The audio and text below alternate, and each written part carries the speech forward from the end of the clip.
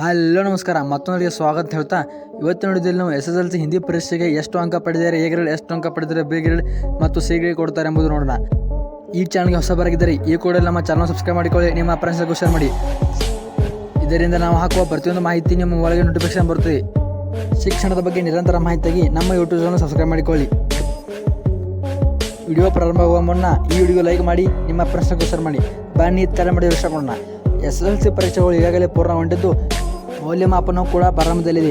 ಆದರೆ ಹಿಂದಿ ಪರೀಕ್ಷೆಗೆ ಗ್ರೇಡ್ ಅಥವಾ ಮಾರ್ಕಸ್ ಕೊಡುವುದು ಚರ್ಚೆಯಲ್ಲಿತ್ತು. ಈಗ ಹಿಂದಿ ಪರೀಕ್ಷೆಗೆ ಗ್ರೇಡ್ ಕೊಡುವುದು ಜಾರಿ ಮಾಡಿದ್ದಾರೆ.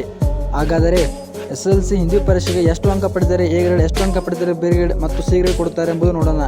ತೃತೀಯ ಭಾಷೆ ಹಾಗೂ NSQF ನಲ್ಲಿ ವಿದ್ಯಾರ್ಥಿಗಳು ಗಳಿಸುವ ಅಂಕಗಳ ಆಧಾರದ ಮೇಲೆ ಎ, ಬಿ, ಸಿ ಶ್ರೇಣಿಗಳನ್ನು ನೀಡಲಾಗುತ್ತದೆ. ಶೇಕಡ 80ರಿಂದ 100 ಅಂಕ ಪಡೆದರೆ ಎ ಗ್ರೇಡ್, ಶೇಕಡ 50ರಿಂದ 79ವರೆಗೆ ಪಡೆದರೆ ಬಿ ಗ್ರೇಡ್, ಶೇಕಡ 49ವರೆಗೆ ಪಡೆದರೆ ಸಿ ಗ್ರೇಡನ್ನು ನೀಡಲಾಗುತ್ತದೆ ಎಂದು ತಿಳಿಸಲಾಗಿದೆ. ಹಾಗೆಯೇ ಈ ಎಲ್ಲ ವಿಷಯಗಳ ಶ್ರೇಣಿಯನ್ನು ಅಂಕಪಟ್ಟಿಯಲ್ಲಿ ಹೆಚ್ಚುವರಿ ವಿಷಯಗಳಾಗಿ ನಮೂದಿಸಬೇಕೆಂದು ಮತ್ತು ಉತ್ತೀರ್ಣಕ್ಕೆ ಪರಿಗಣಿಸುವುದಿಲ್ಲ ಎಂದು ಶಿಕ್ಷಣ ಇಲಾಖೆ ತಿಳಿಸಿದೆ. ಗ್ರೇಡ್ ಪದ್ಧತಿಯನ್ನು ಹಿಂದಿ ವಿಷಯಕ್ಕೆ ಮಾತ್ರ ಪರಿಗಣಿಸಿದೆ ಎಂದು ಶಿಕ್ಷಣ ಇಲಾಖೆ ತಿಳಿಸಿದೆ.